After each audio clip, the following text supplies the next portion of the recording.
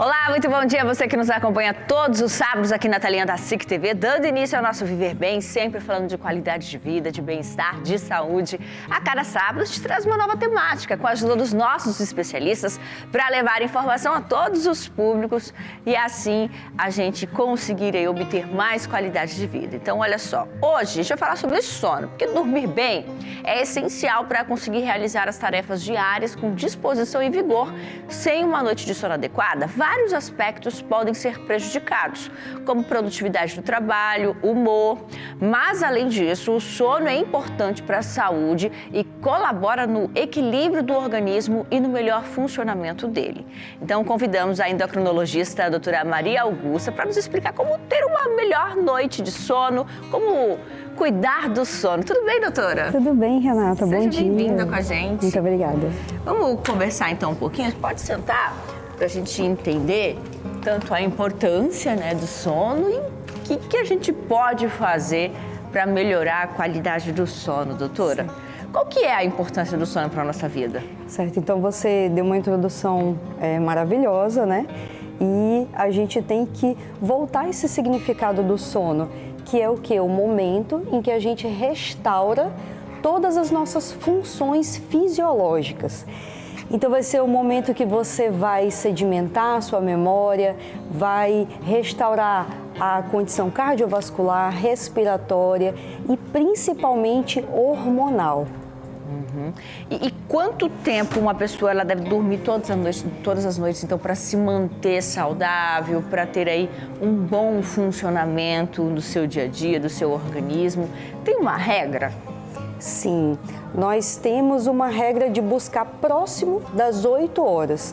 Menos que 7, principalmente menos que 6 horas de sono, vocês já terão efeitos deletérios em toda a fisiologia. E também quem dorme mais de 9 horas.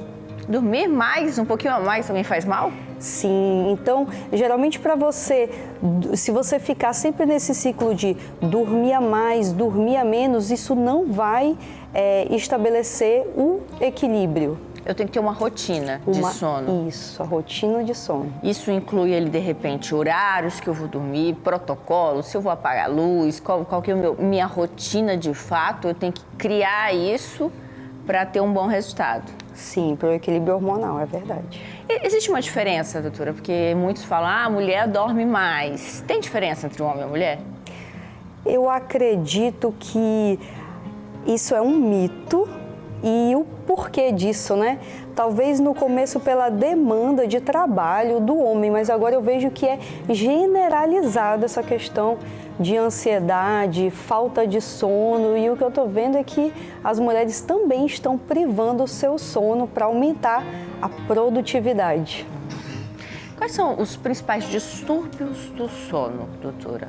E quais são os sintomas deles? Certo. O principal é a insônia e o segundo lugar é a síndrome da apneia obstrutiva do sono. Nós temos outras causas mais raras relacionadas com distúrbios de anatomia, mas o principal é a insônia e a apneia do sono, sendo que as duas podem vir juntas, né? Uhum.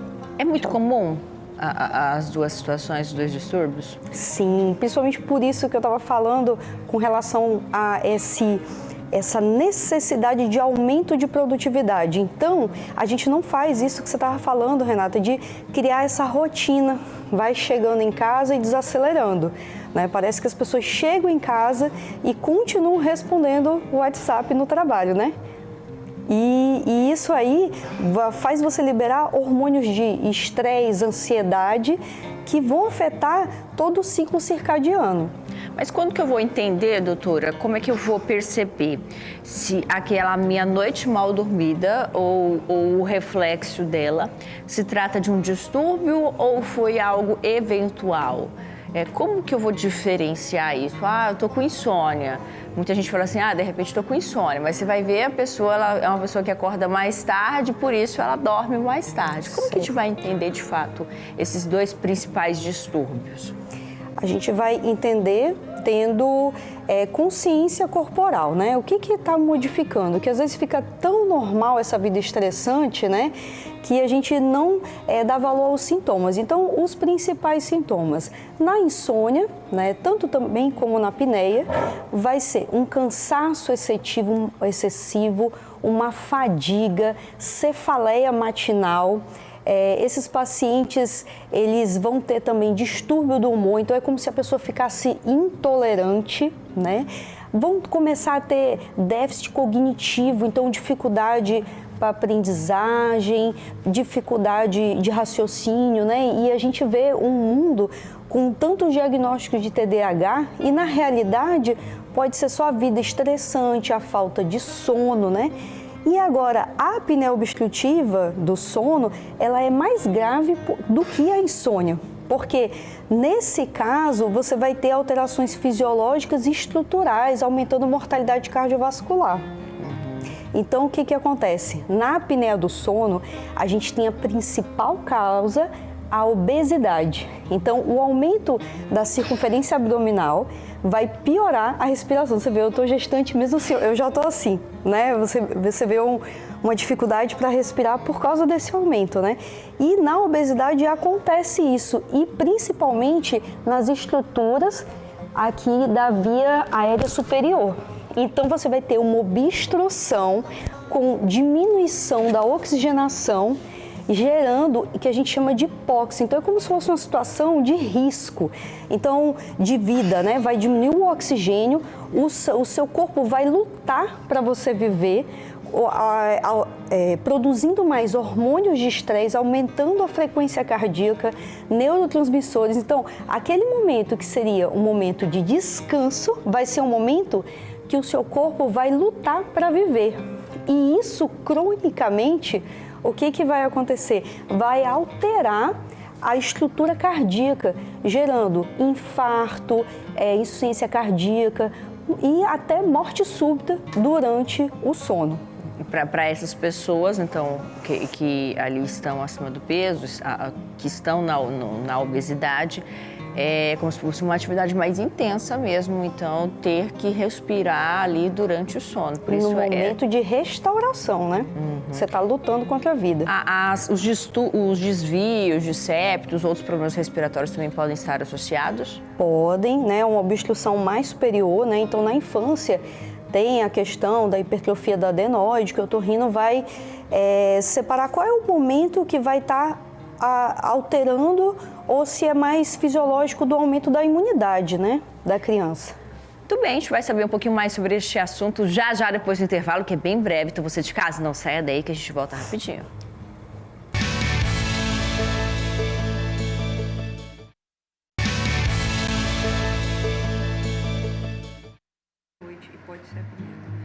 Muito bem, já estamos de volta com Viver Bem hoje, falando sobre saúde do sono e recebendo a doutora Maria Augusta Alencar, que é endocrinologista. Estávamos falando no bloco anterior sobre o tempo necessário, como criar essa rotina. E você até mencionou, doutora, que quando a gente dormir além do necessário também é um problema. Mas, às vezes, dormir além do necessário não pode ser uma compensação de uma noite que eu não dormi. Uma noite, de fato, aquele ditado de uma noite de sono perdida nunca mais se recupera, isso é verdade? Isso é verdade, isso não se recupera, né? E é o que a gente estava conversando agora no break, é que esse dormir a mais pode ser uma tentativa de compensação, porque na noite você não conseguiu dormir adequadamente. E daí a importância de investigação dessas causas como a insônia ou a apneia obstrutiva do sono, que são as principais. Bom, a gente vai assistir agora uma animação do canal Minutos Psíquicos, que mostra de uma forma muito lúdica 5 fatos sobre o sono. Fato número 1. O sono é universal. Todos os animais conhecidos atualmente dormem, incluindo insetos, vermes, peixes, anfíbios, répteis, aves e mamíferos. Dos mais pequenos aos mais gigantes, ninguém resiste a uma dormidinha. Isso sugere que as primeiras espécies invertebradas e dorminhocas surgiram há pelo menos 500 milhões de anos atrás, durante a explosão cambriana, e que o sono parece ser algo importante para quase todas as formas de vida no nosso planeta. Fato número 2. O sono possui dois principais estágios, o sono REM e o não REM. Como já explicamos em outro vídeo, REM significa movimento rápido dos olhos. É nesse estágio que costumamos sonhar e temos nosso sono mais profundo. O sono não REM também se subdivide em 4 estágios, desde um sono mais leve até um mais profundo. No caso dos humanos, a cada 90 minutos alternamos entre sono REM e não REM ao longo da noite em ciclos que são assimétricos em termos da duração de cada estágio. Fato número 3. Não estamos dormindo da forma mais natural para o nosso corpo. O corpo humano segue um ciclo circadiano biológico de 24 horas, no qual naturalmente nossas atividades corporais se modificam conforme o dia vai passando. Ao anoitecer, existem concentrações cada vez mais elevadas de substâncias como a adenosina e a melatonina que nos pressionam a dormir no início da noite. Mas muita gente chega em casa à noite já e ainda precisa fazer um monte de coisas antes de poder dormir. Nós tendemos a dormir uma única vez no dia, algo conhecido como sono monofásico. Mas em alguns lugares do mundo e em muitas tribos caçadoras-coletoras, é comum o sono bifásico, no qual existe um período de 7 a 8 horas de sono à noite e de 30 a 60 minutos à tarde. Talvez você pense que isso é apenas uma diferença cultural, mas o corpo humano, independentemente da cultura, exibe um padrão natural de redução do estado de alerta no início da tarde, conhecido como declínio pós-prandial do estado de alerta. Talvez por isso aquelas aulas depois do almoço costumem ser as mais sofridas. Fato número 4. Quanto mais curto é o sono de alguém, mais curta tenderá a ser a sua vida. Isso porque dormir mal é um grande fator de risco para desenvolver uma longa lista de problemas, tais como doenças cardiovasculares, câncer, Alzheimer, diabetes, envelhecimento precoce e mau funcionamento do sistema imune. Além disso, ao que tudo indica, existe uma relação de causalidade bidirecional entre transtornos mentais e sono. O mau sono predispõe à exibição e manutenção de sintomas de vários transtornos, enquanto os transtornos predispõem a uma pior qualidade do sono. Fato número 5. Medicamentos para dormir não são a solução. Pelo contrário, eles tenderão a te trazer mais problemas. Embora possam fazer você dormir mais rápido, o sono induzido por sedativos não envolve as ondas cerebrais mais profundas, típicas do sono natural e saudável, o que o torna menos restaurador. Além disso, eles tendem a provocar repercussões como atordoamento, esquecimentos diurnos, tempo de reação mais lento e vício. Por ficar atordoada, a pessoa pode consumir mais café para conseguir levar o dia, o que pode dificultar o sono, demandando mais consumo do medicamento, e por aí vai o ciclo vicioso. É sério, você precisa dormir bem. Praticamente tudo na sua vida pode ser afetado pela má qualidade do sono. Então, para aproveitar a vida melhor, cuide do seu sono com carinho.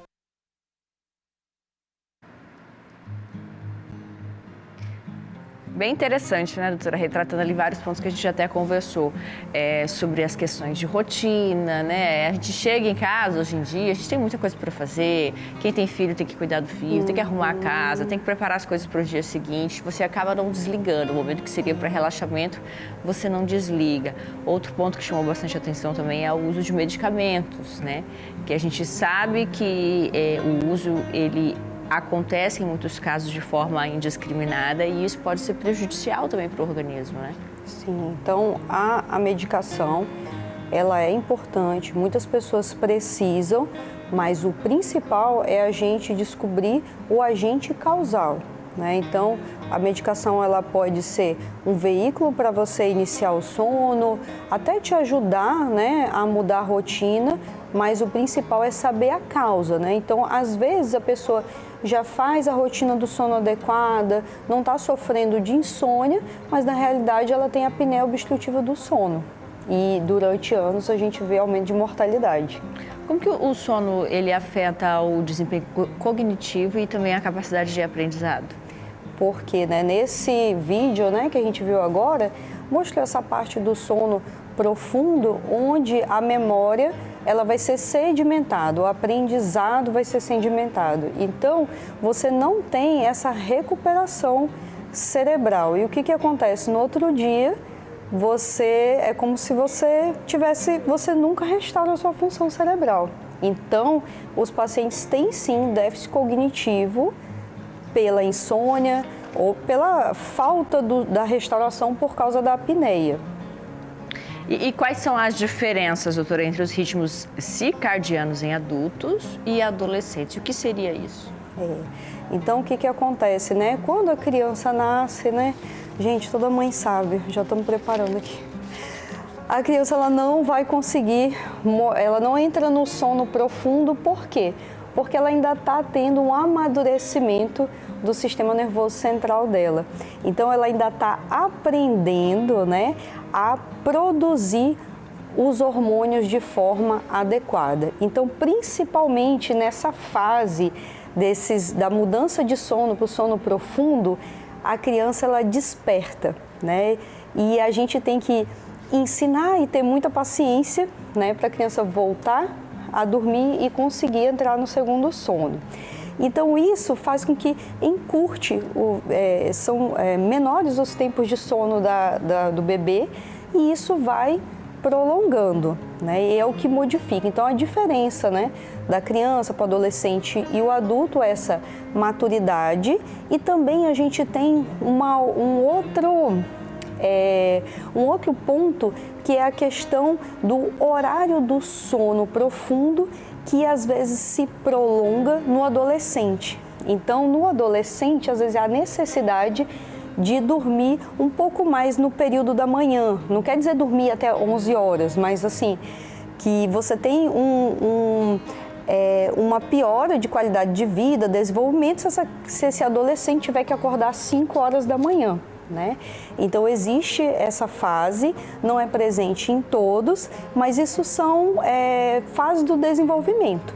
E o que é importante disso? Né? A gente estabelecer essa rotina desde a infância. Porque, como eu falei, é uma fase do desenvolvimento, então você vai ter distúrbios causados, né, como resultado da falta de restauração de todas as funções em quem ainda está formando o sistema nervoso central, que é a criança. Bom, quais são as estratégias eficazes para melhorar a qualidade do sono? Você de casa vai saber depois do intervalo, que é bem breve, não sai daí que a gente volta já.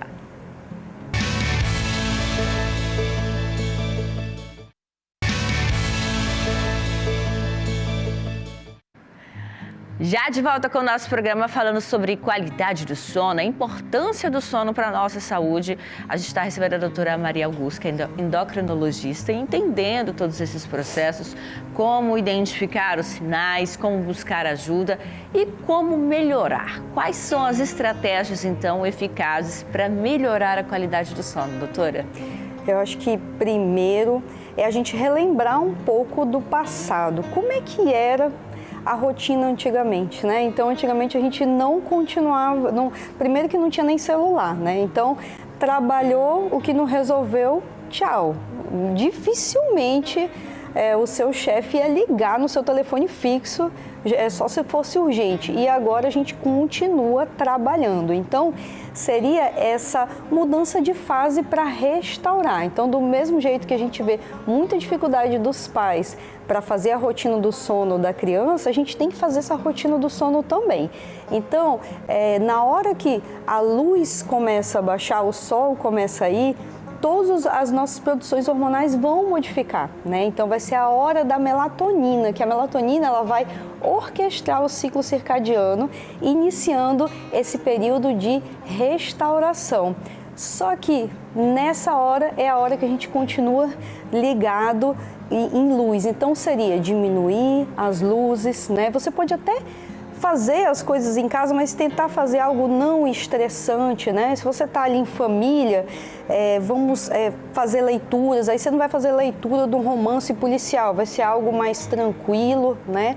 Não levar o trabalho para casa, tomar um banho morno, né? Deitar, relaxar. Aí outras dicas importantes, né? Não tomar cafeína 6 horas antes do início do sono. Tabagismo a gente sabe que não é bom em nenhuma hora, mas nessa hora é a pior hora. E atividade física. A atividade física a gente tem que tentar fazer mais cedo. Se for fazer 10 horas da noite, imagina, você joga toda aquela adrenalina, como é que você vai começar a fazer o movimento do sono, né? Então você vai fazer o movimento do sono, mas quando você for iniciar e estiver no sono profundo, já está na hora de acordar. E a gente ainda tem o ponto dos pré-treinos, né? Já que hoje muita gente está buscando aí mais treinar, qualidade de vida, fazer atividade, mas esses produtos também vão acabar sendo estimuladores. Então, a depender do horário, também não são indicados, né? Não são, nossa, você falou assim, e é tão natural que quando o paciente vai à consulta, eu tenho que... Não, mas você não está usando nenhum suplemento, nenhum... E a gente tem esse uso indiscriminado e assim, o pré-treino, ele tem a sua importância, mas é o que a Renata falou, né?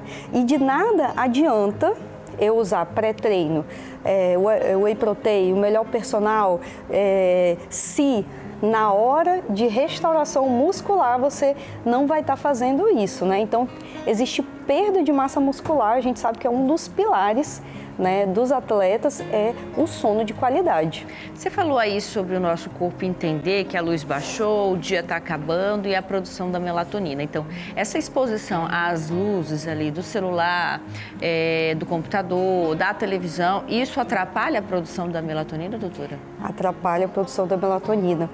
E se você não tem a produção da melatonina, você não inicia essa orquestra do sono, né? A orquestra hormonal.